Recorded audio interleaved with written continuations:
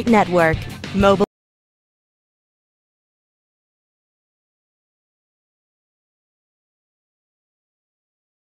Right Movement.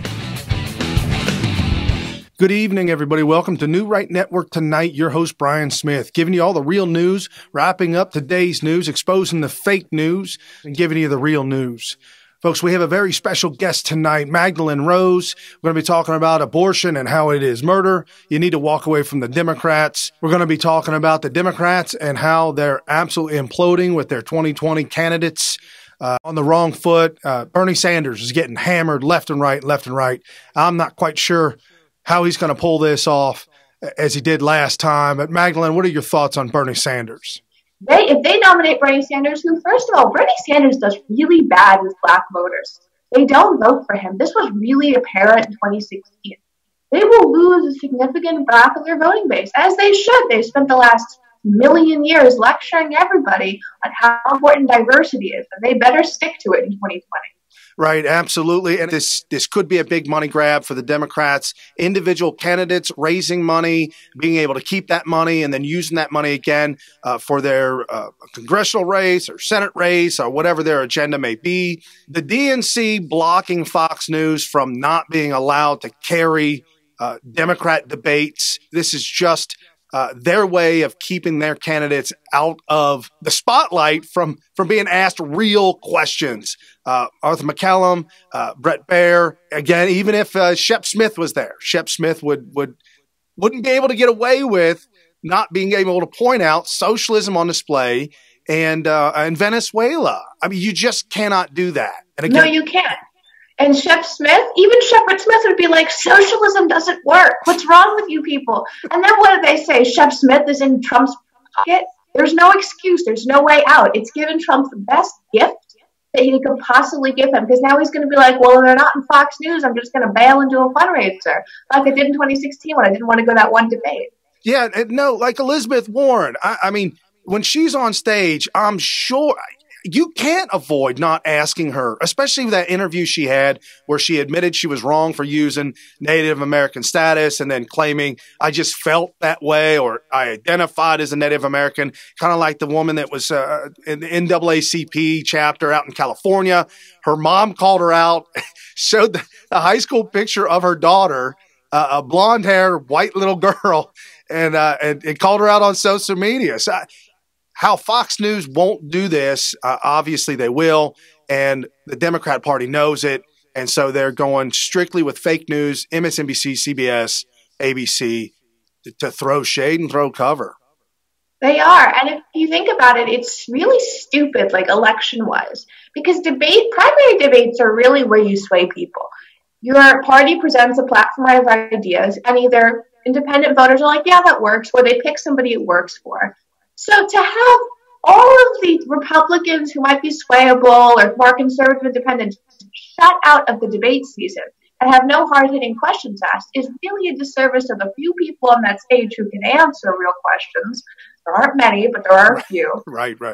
The independents who might, be a little more swayable towards some of the more liberal social policies when they're not really crazy about those in the conservative way. No, true. I agree with you 100%. And if you will, it almost looks like the mainstream media, when you see them bash on either Elizabeth Warren or Bernie Sanders, or it seems like, wow, why is fake news media attacking individual candidates? They're Democrats, when you would think that they would be throwing shade and cover. My personal opinion is they're attempting to pick a specific candidate for the Democrats, for the Democrat followers to say, okay, this is it. It kind of reminds me of that trick where you take a two of hearts and you stick it in somebody's back pocket, sneak it in there where they don't see it. And then you take the deck of cards, you say, what's your favorite suit? And you say spades. Okay, well, what's left? And you whittle it down, you get them down to liking hearts. And then you say, what's your favorite number? And they say ace. Okay, what's the lowest number in that suit? And they say two of hearts. And you're like, wouldn't that be magical if, well, look in your back pocket and they pull out the two of hearts? No, it's the trick. They're pulling the wool over your eyes. I think they want Kamala Harris. I think Kamala Harris is the chosen one. She's the one that Al Sharpton met with, and for some reason that matters. But Al Sharpton is one of the kingmakers in the Democrat Party, and Cory Booker has not been able to break that wall down. Also, Kamala Harris is like I don't like her, but she will go down. Like it will energize the Democrat base. She will do whatever she has to. The good thing about this is any gentleness Trump has to approach the situation with because she's a woman will disintegrate because there's no way to be nice to Kamala Harris. No, she's pretty rough, and she has shown her cards that she can be that way. The rumors or the facts around her rise to fame, that's going to come out, folks. Yeah. Her first job, she was brought in by an older gentleman who was married, and then they had relationships, nominated her for different boards, different things like that. And so her rise to fame was kind of weird, if you will, when she started digging into all the details of it. Her own father denounced her. Her own That's father right. wrote like an op-ed or something, saying, right. trying to because she was embracing racial stereotypes.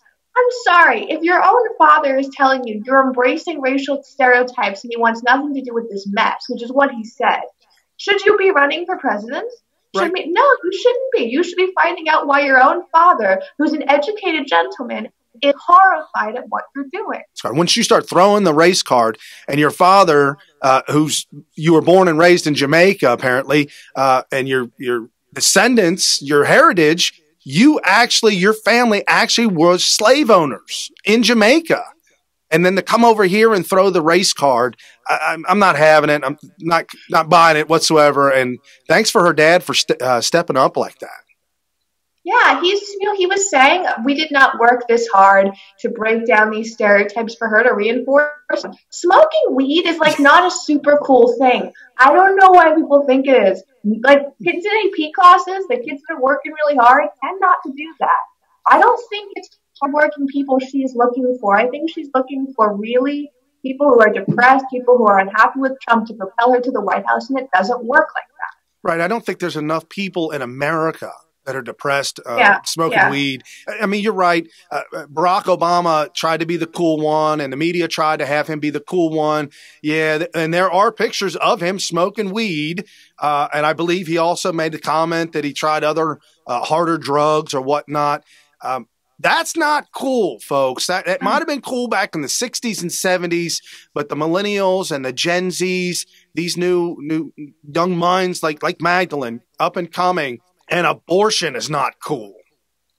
No, it's not. And it's not like people think that third-term abortion, I think in the young group, is like, how could you possibly do that? With as much science as we know, with as much science as we're taught in schools, how could you possibly think we would be okay with third-term abortion? All abortion is bad, but I think for people, like, they can comprehend how bad third-term abortion is. They get in their mind, they have an idea of what a third-term baby looks like. You hear third term so much in pop culture and TV shows, so it resonates with them. Well, and when you say third term to a guy, I don't know, but I know right off the bat, third term, well, that's beyond first and second, so you're probably well developed there. I know the state of Ohio was attempting to pass what's called the heartbeat law. As soon as a heartbeat is detected, I believe within 6 to 8 weeks of becoming pregnant. John Kasich, who during the debates made the comment that he should have ran as a Democrat on the Democrat ticket, and we all agree 100%. But he in Ohio had vetoed the heartbeat law, which shows you right there. John Kasich is a Democrat, and now our new governor has said right off the bat, pass it to me and I will absolutely sign it. It has been signed into law. Ohio now has the heartbeat law. I can't say the same for New York or Virginia. New York, your thoughts on New York? Yeah, I mean, the heartbeat bill, I think there's one moving forward in Tennessee now, too. So it's a model that's coming out all across the country. There's one in Iowa now. What happened in New York, first of all, I hold Cuomo specifically responsible for this because he is a Catholic and he goes to Catholic masses. I don't understand why he hasn't been excommunicated from the church for this. Cardinal Dolan has called for it.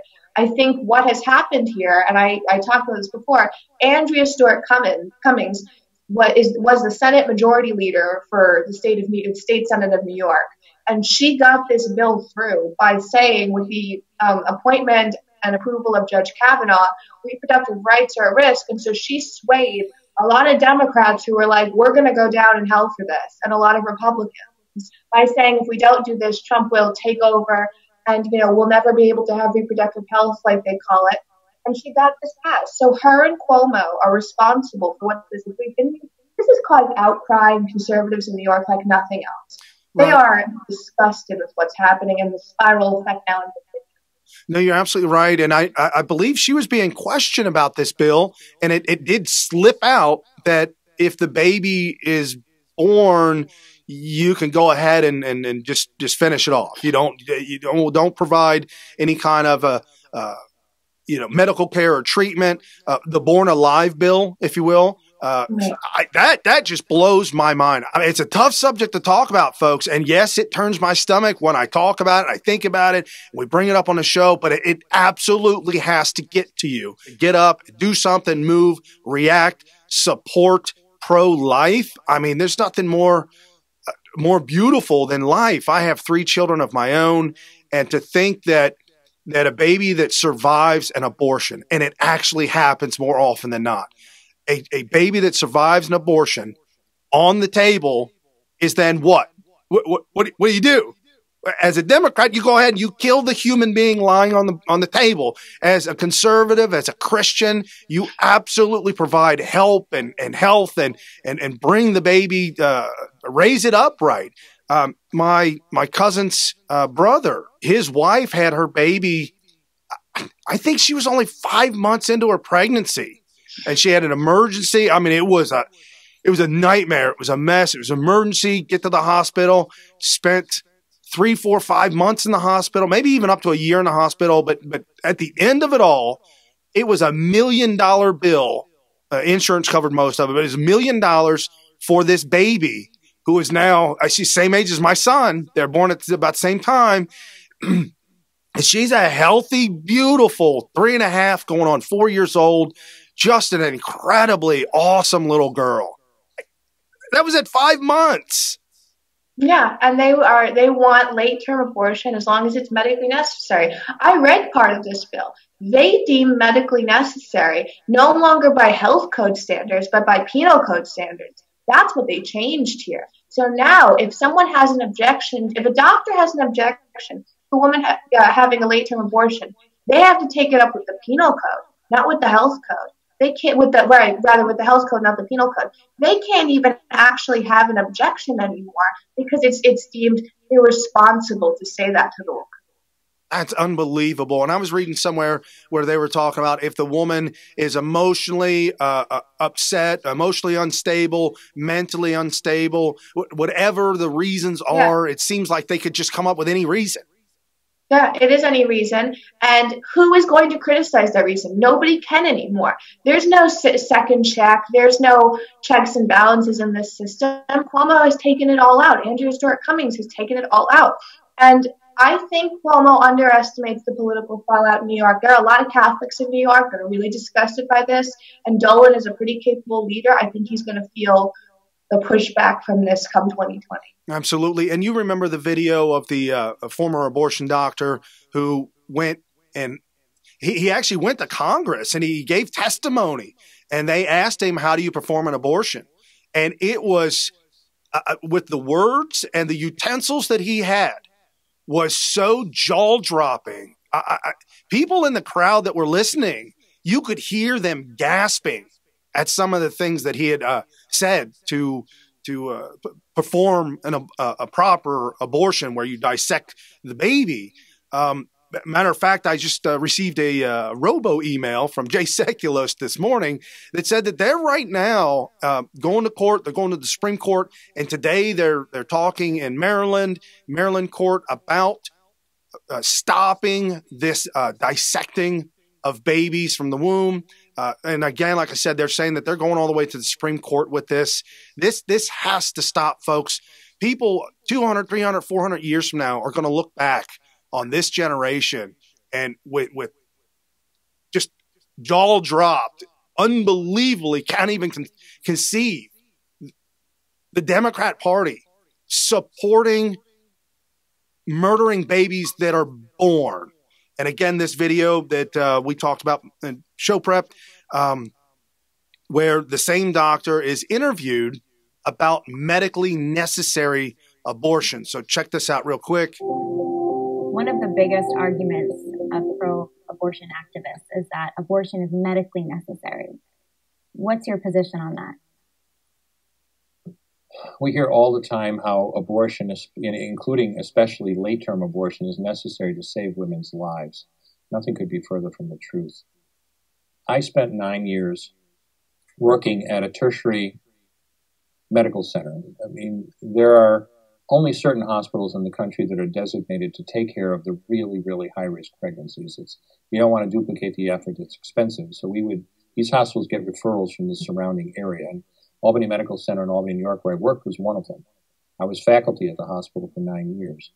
And I saw hundreds of cases of really severe pregnancy complications, cancers, heart disease, intractable diabetes out of control, toxemia of pregnancy out of control.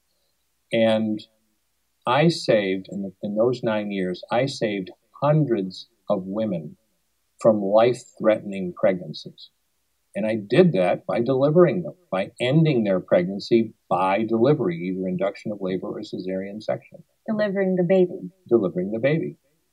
And I always tell people, in all of those years, the number of babies that I was obligated to deliberately kill in the process was zero, none. And I'll give you an example. The key point about late-term abortion that so many people miss is that it takes days to prepare the cervix. This is not a natural situation by any stretch. If you're going to dilate the cervix sufficiently, that starts off essentially as a pinpoint, large enough to dismember or tear apart a baby this big, that cervix has to be dilated, and that can take anywhere from 24 to 72 hours. And especially when you're talking about later-term pregnancies. Most life-threatening situations, the vast, vast majority of life-threatening situations in pregnancy are not going to arise until 24, 25, 26 weeks of pregnancy and higher. And when you're talking about that, you're talking about abortion procedures that take 2 and 3 days to prepare the cervix. And I'll give you a classic example. This is a real case. A lady came to the hospital at 27 weeks of pregnancy with severe toxemia. Her blood pressure, a normal blood pressure is about 120 over 80. Her blood pressure was 220 over 160. Okay, this lady would literally be minutes or hours away from a stroke. What do you do in a situation like that? We stabilized her, brought her back, did a cesarean section, had her delivered within an hour of arriving at the hospital. She and her baby did just fine. Mm-hmm. Now, let's say we wanted to use abortion to save her life. Okay? If with that kind of blood pressure and that kind of problem, if we waited 2 to 3 days to get her cervix prepared, she would never make it. She would have been dead. So you remember that video, right, Magdalene? Yeah. He said there is never a time when abortion is necessary. No. He said to save the woman's life, you give birth. To save the woman's life, you give birth. That's how you save the woman and the baby's life. You give birth. Yeah, he has absolutely never stated that it's medically necessary. And Democrats were so upset about that video. Who is this guy? What right does he have to say this? Like, being a medical professional is no longer a valuable career to talk about this. Like, what is a valuable career to talk about this? A Democrat pollster? What is wrong with you? Right. Right. No, absolutely. 100%. And I know that my mother has gone to the March for Life that happens. I don't know why y'all picked January in D.C. I don't know if that's just because it's easier, but you had an incredible march this year. It was beautiful. God absolutely blessed you on Friday with a beautiful march and a beautiful brisk walk. I think it was in the high 40s. And ironically, the very next day, Saturday, was the March for Death. And it was cold, it was snowing, it was rainy, it was sleety. It's kind of tongue in cheek. It's funny. Put it to boys, other boys that you know, because myself and Carrie growing up in the 80s, we were always led to believe, one, it's not your body, and two, it's not your choice. So you as a boy don't even think about this issue. Yeah, well, my friends, most of my guy friends are conservatives. My best friend is not very political, and I said this to him once, and he was like, "Are you out of your mind? Why would I ever agree to that? What? That's insanity." I was like, "Oh, okay." So I think boys, especially boys of faith, no matter what type of Christian or Jew, it doesn't matter, are very opposed to it. They're kind of like, "How could you even think I'd be okay with that?" Right. And they sort of look at you like, no, this is not, this times have changed. I'm a conservative, I'm informed, I'm not okay with that. I'm certainly not going to support it publicly or donate to places that do support it. Right, absolutely. And I've said this before on the show, but I say it again. I was born in 1973, the year that Roe v. Wade was passed. My biological mother was 14, 15 when she gave birth. No money, no way to take care of a child, and she chose to give me up for adoption. The best thing that could have ever happened. I look back at that, and it amazes me of how things could have been so different. My wife, me, my 3 kids. I mean, when you think about the movie Back to the Future, all of it could be erased in just a heartbeat, just like that, and just gone. Terrence Williams, who's hysterically funny. And again, he posted up on social media today. He was in a wreck last month. He's undergoing neck surgery today. So keep him in your thoughts and prayers as he goes through his surgery. So he went through the foster care system, and that still in itself, I mean, he could have been born in a poor community. And as we know, out of all Black American women who give birth, 50% choose abortion. We wouldn't have Terrence with us. So we love him to death, and he's hysterical. Yeah, I mean, my mother had me when she was later in life. I'm an only child. And so many of her doctors said, because at the time, the Down syndrome issue was a big deal. What if she has Down syndrome? Do you want to commit to a life of that? There was a lot of that questioning. And she said, well, if she has Down syndrome, that's fine. But as if having Down syndrome with the capabilities those people have is a write-off for life. So, I mean, I think like what I do, my videos and things are all because she said no to that. Right. So we see what happens when people say no to abortion, whether it's, someone's an accountant or does what we do, they still are making an impact. And we don't know how many impacts have been lost because of how many babies have been aborted. No, you're right, 100%. And we have a boy at our church who is he's got Down syndrome. It's pretty bad. And when I first started going to this church, it was a little unnerving because he sits up front with his parents and he'll, make loud noises and moans and groans and things like that. And our pastor has preached many, many, many times that you don't know why things happen. God knows why. This may have been for you to change you in a way that you can reach out, help, and change others. And it's amazing because we've seen that family grow, and their oldest son has now become a preacher. And so you can see the compassion in the family. You can see the change in the family that I think might not ever have been there if that wouldn't have happened. So you just never know why. But we've got to treat life all equally across the board.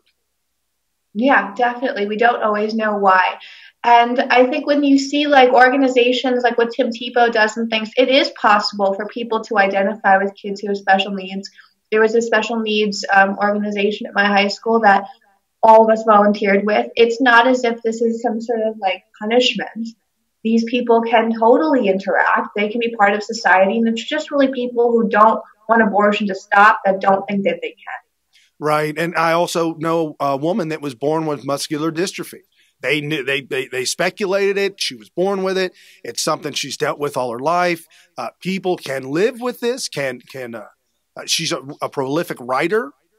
People can live with these things, and these issues that they have changes them in a way to where they can interact with society in a unique way. There is I can't think of his name off the top of my head, but there's a comedian who has no arms and no legs and has like a little flap, and he calls it his flapper. And he gets up on stage and he's emotionally hysterical, and he makes sense to people, and he tries to help people kind of grow and come out of where you're at, and lets people know that, hey, if you think you're depressed, take a look at me. I should be the one that should be depressed. You know who I'm talking about? Yeah. So you never know why. And again, we got to treat life across the board. It's absolutely precious. And there's no reason that we should allow abortion at all. James O'Keefe, phenomenal undercover videos where we see the selling of body parts, the selling of these babies. And don't think that this isn't a $1 billion a year industry, because it is. And that's the dirty secret of it all. It definitely is. And with that being said, we've got, as we were talking about before, with the Democrats running on full-blown socialism 2020. I keep tweeting out to the Democrats, do you want to lose on purpose? Because none of this makes any sense. And we've been screaming for years on this show about other countries around the world. I've had a personal attachment with Venezuela because back in the early 2000s, I ran across a social justice warrior who praised Hugo Chavez. And I said, you're wrong, you're wrong, you're wrong. And I wish I could go find her again and ask her, what do you think about your beautiful Hugo Chavez now? And because of her, it made me look into Venezuela and the situation there. Hugo Chavez absolutely destroyed the country. And then when he died because of cancer from Bush, that's what he claims, that Bush gave him the cancer, that Maduro, the bus driver, the union worker bus driver, now running the country straight on into a bridge abutment. Your thoughts on Venezuela? Yeah, right now there are major power outages all through Venezuela, and Maduro is claiming it's the opposition, and the opposition leader Guaido is claiming that it is just purely because of the mismanagement of Venezuela. I think it's probably because of the opposition. But what does the opposition do when this man will not allow in humanitarian aid, when he is where he arrested 2 American reporters who had to get released, probably from pressure from the State Department and Pompeo? This is a country that is in complete collapse. And what's interesting was a few months ago, the issue with Venezuela had been that the middle class was protesting heavily, but they couldn't get the lower class, the working people, to protest. So they were able to spin it as it was just the middle class's unrest, the elitist unrest. Well, now you have people in the working class, people in the lower class protesting heavily because most of the middle class has left Venezuela, has migrated. 3 million people have left Venezuela, many of them young. That country's been drained of their young people. And you have them protesting, and this opposition leader, who I think is the legitimate president of Venezuela, is not saying I want all this power, all this. He's just saying this guy is illegitimate, and under the Constitution, I'm the interim president until we have free elections. And I think that as long as this goes on, it makes it very difficult for Democrats. Bernie Sanders would not condemn Maduro. Ocasio-Cortez will not condemn Maduro. That woman from Minnesota thinks it's a right-wing coup. So Venezuela, enough people know what's going on, and it's a cause that aligns with social justice warriors. If you really think about it, they should want this censorship and everything to stop. That it's going to make it very difficult to motivate, I think, specifically Hispanic young people for the Democrat Party, especially Venezuelans. Cubans are very much against the Democrat Party in Florida. We saw that with Ron DeSantis. It's going to push back on them. And what happens if Maduro imprisons the interim president of Venezuela? What does Bernie Sanders say then? Because that will come. Yeah, that it will lead to the end. Right. They were speculating that the interim president will be imprisoned. At one point in time, I thought that Maduro that Maduro was on the run in the sense that the military was starting to break ranks with him.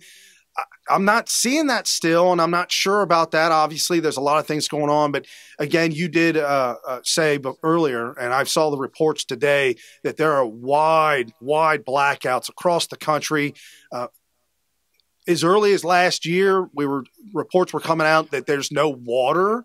Yeah. Folks, when you're running out of clean drinking water, You're at a point where you're a third world country. And we've played video clips of, citizen journalists on the ground. There's a very, very good undercover documentary up on YouTube. It's not hard to find, about Venezuela, where they actually sneak into Venezuela with cameras.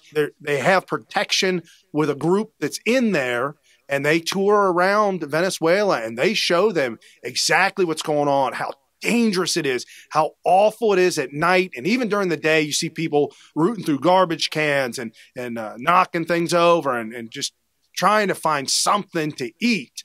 At that point in time, folks, it's time for regime change. There's no question about that. It is. And one thing about Marco Rubio that I think is kind of funny, when Marco Rubio wants something, he gets it. And he wants Venezuela to have regime change. I think Marco Rubio's international pressure, although I think he could be focusing on other things in the U.S., yes. A couple things come to mind, has pushed Democrats, especially moderate Democrats, who sort of like look at Marco Rubio as a last standard bearer of normalcy to them, right, has changed the conversation a little bit. Because when he's saying on the Senate panel, Venezuelan people have lost 24 pounds a year, when all the leaders of Venezuela are overweight, that cuts through. Right. And it makes it hard, especially for young people who are Hispanic in Florida and those areas of the country, to support people who support Maduro. Russia and China support Maduro, and Cuba. Those are not exactly friendly nations. No. Nobody else supports Maduro, and for them, it's all about the finances. They don't believe in him as a leader. No, and you have the Democrat Party obviously supporting Maduro. They've come out and said it. I believe it was Kamala Harris that said that we've got to let Maduro play out. You don't be overthrowing him. No regime change. And you've got President Donald Trump. Folks, I've said this many times, but you and I, our grandchildren's grandchildren will never, ever see another president like this ever again. Embracing capitalism, embracing what the conservative Christian movement has always been about, just absolutely embracing all that, and then looking to the South down in Venezuela and calling it out for what it is. He was met with one of his advisors, and they talked about Venezuela, and Trump said, I really think that we need to do something about this. And his advisor told him, he said, this will be a slam dunk case. You make the case to the American people, and this will be very easy for them to see why socialism is a train wreck, why it wrecks every single time. And this is what the Democrats are leading to. Folks, they are going way further than I've ever seen them go before. Nancy Pelosi embracing for most part, embracing the anti-Semitism.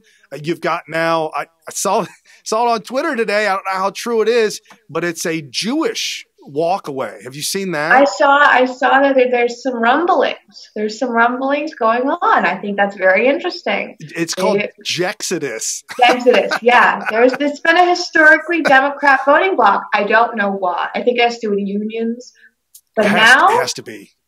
Now with the woman from Minnesota and the woman from Michigan and Ocasio-Cortez, I think you're going to start to see some people who are like, when Debbie Wasserman Schultz, did you see that? Where she was up there and she was like, we have to condemn it and we have to say who said it. When Debbie Wasserman Schultz is ready to flip on this issue, something's happened. Right. Yeah. Brexit, and now Jexodus.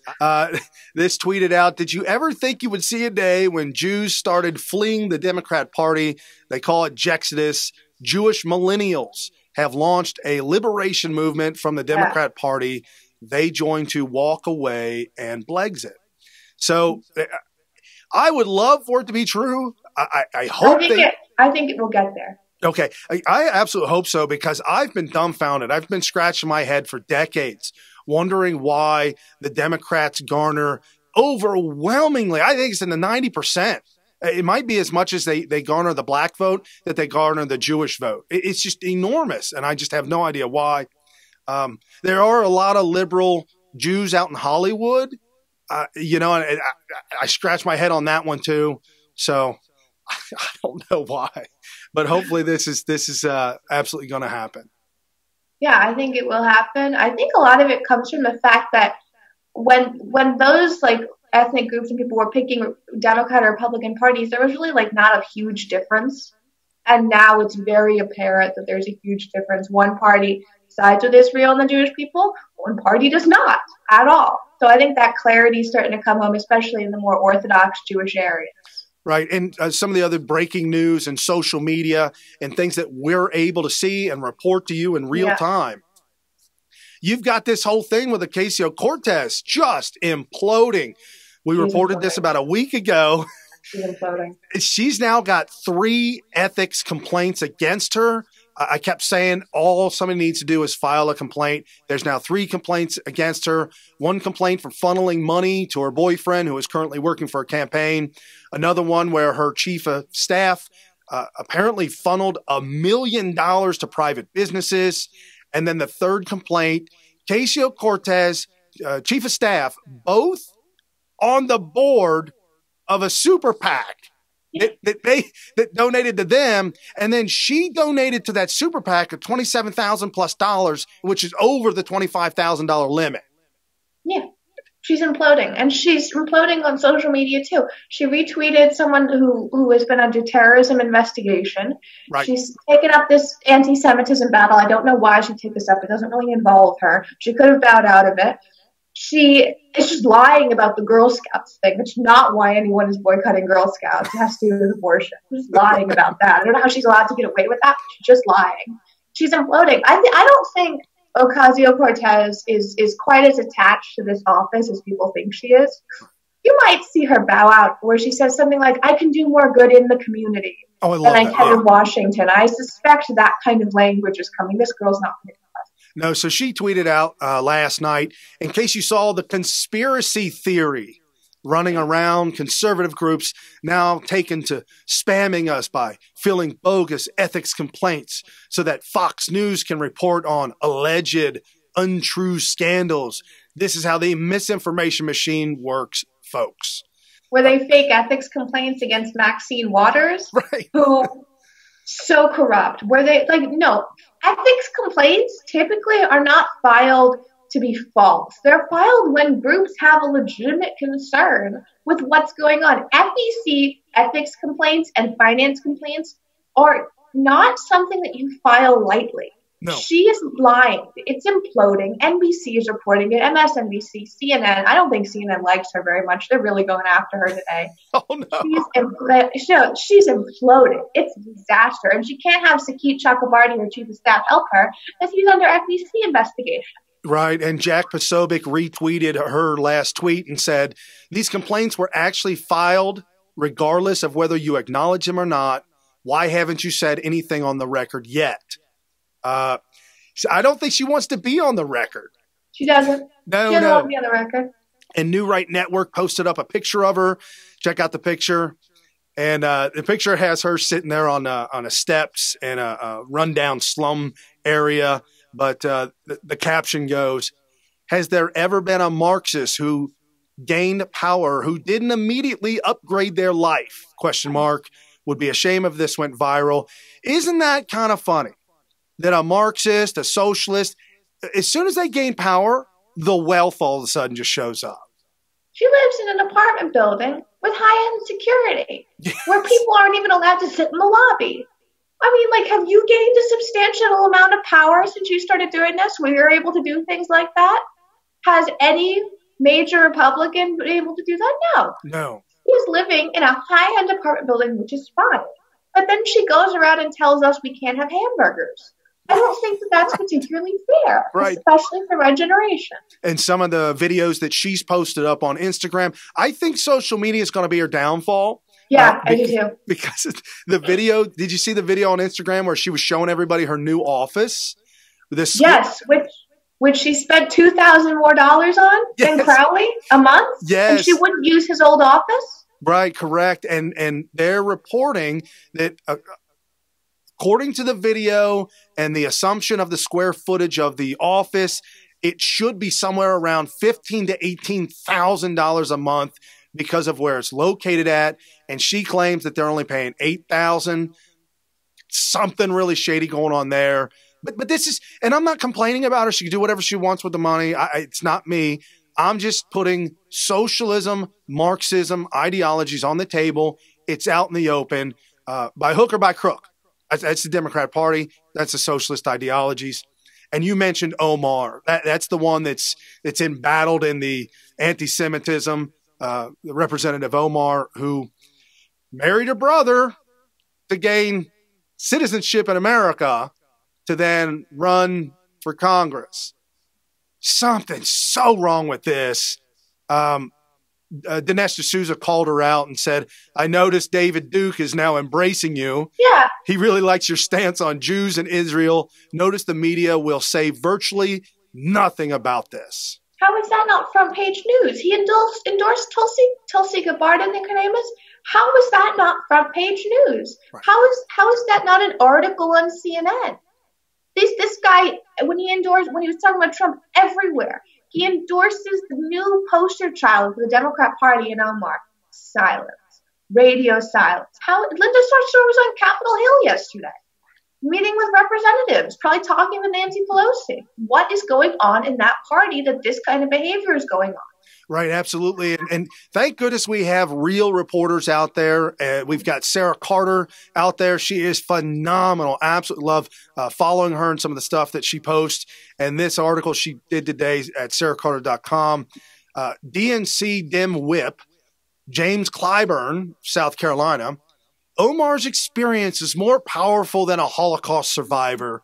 Quote, I saw that. I'm serious about that. There are people who tell me, well, my parents are Holocaust survivors. My parents did this. It's more personal with her, Clyburn told The Hill. I've talked to her, and I can tell you she is living through a lot of pain.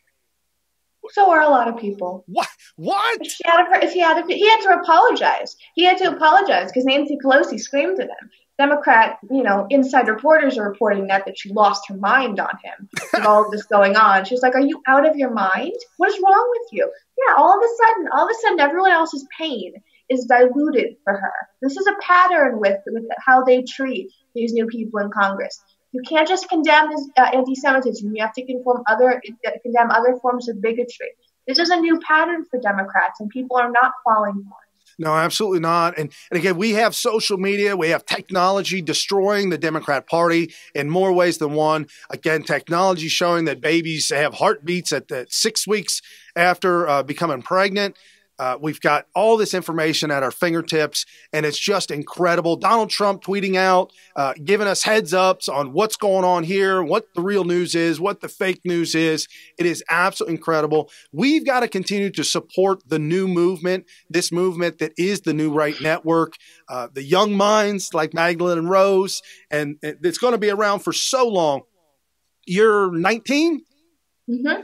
Oh, my goodness. You're going to be talking about this for the next 60 years. Oh, I hope not. Well, no, I mean, you got to remind people. I hope I'm not in this for 60 years. The young kids for the next 60 years. So when you're 78, you're going to say to your grandchildren, your great-grandchildren, and the New Right Network. And that was this whole movement. And after 2024, folks, it is all on our shoulders. Donald Trump will still be around talking about it, but he will no longer be president. We've got to carry this torch throughout his presidency, and then after that, continue on.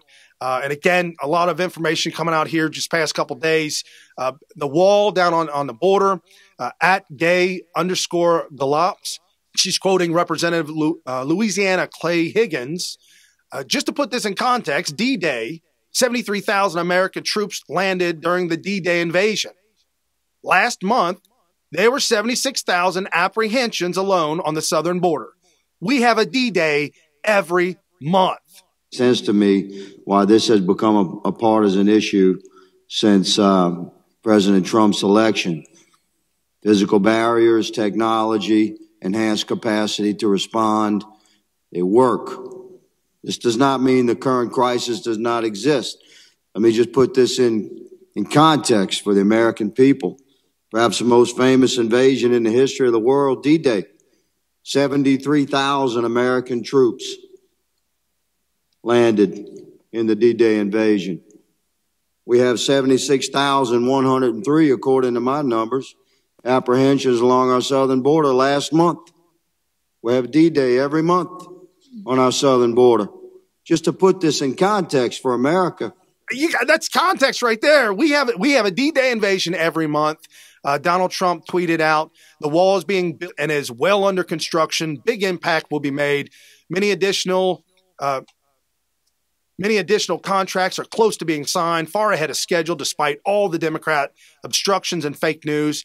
Folks, he's got the money. He's got the money. He's got the ability, and he's got the drive to make it happen. At Start Packing, I love that. CEO offers to build 234 miles of border wall for $1.4 billion at POTUS at GOP. Get this company signed up. You want to talk about innovation? That's America, the American mind. We are innovators. Put an obstacle in front of us and we will absolutely hurdle it. There's no question about it. So I'm just really excited about everything going on. And then with the tweets, thank goodness Donald Trump's able to keep his Twitter account open. The Stormy Daniels thing has now gone away. It has already been ruled. Her case has been dropped. She cannot go after Donald Trump. That made news the past 24 hours. Thank goodness. The Cohen thing is still kind of simmering. Donald Trump tweeted out, breaking news, MSNBC, Cohen's lawyer contradicts Cohen's testimony about ever seeking presidential pardon. Folks, everything the Democrats touch just fall apart.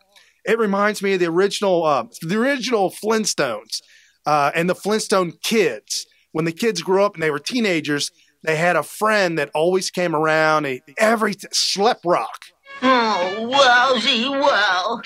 I think I'll play my favorite record. Rainy days are here again. It's him again. See, it's hopeless. Yeah, it's the same old Schlep Rock.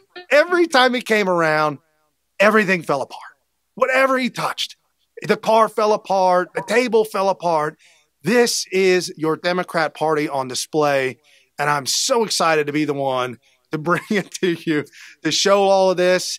And we got Lindsey Graham doing what he does. Lindsey Graham sent a letter to Barr, 8 different points that he wants all these documents released to him. He wants to see everything on the table. It is amazing what he has asked for. And if you haven't seen it, check it out. It's in the show notes down below. Again, all the documents. He's asking for the 302s. He's asking for the reasons for the Steele dossier. He's asking for everything from Barr. Barr's serious about getting on with this, and I think you're going to see something magical happen. And then I'll leave it with this. Overnight, at Megavolts 001, Judicial Watch uncovers records showing numerous Bruce Orr communications with Fusion GPS and dossier authors Christopher Steele. We knew they communicated, but now we're seeing the breadth and depth of their communications.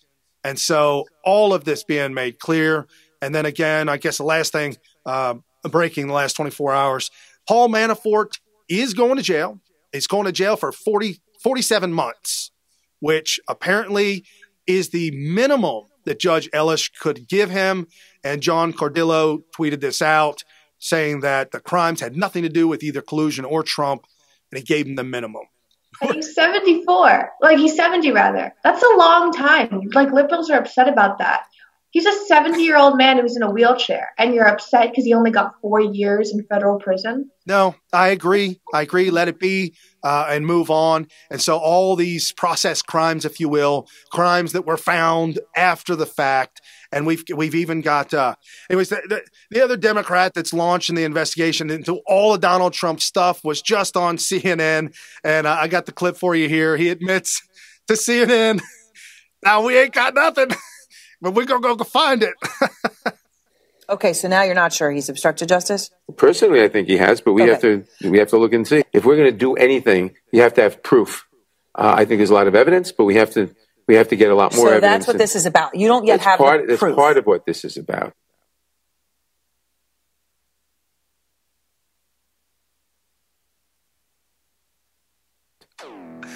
You Democrats, if you're a Democrat, you're watching the show, I'm not laughing at you. I want you to hashtag walk away. Just walk away from the nonsense, folks. And any last words, Magdalene? I would just say to parents, everybody, if you can, make your kid watch a few-minute video on what's going on in Venezuela, in what's going on with late-term abortion in New York, all of the major news stories, because those stories do matter. And it doesn't matter if your kid's 12, they'll understand some context. And if Democrats are going to go after kids early too, then you have to at least make sure your kids are prepared for what's going on. Absolutely, folks. And again, thank you for watching New Right Network tonight, Monday through Friday, 5 to 6 p.m. Eastern. Tune in, share it with your friends and your family. And if this is the first time you've been on the show or seen the show, crush the follow. We'll follow back and help us to keep America great again. America First agenda. Have a good night, folks.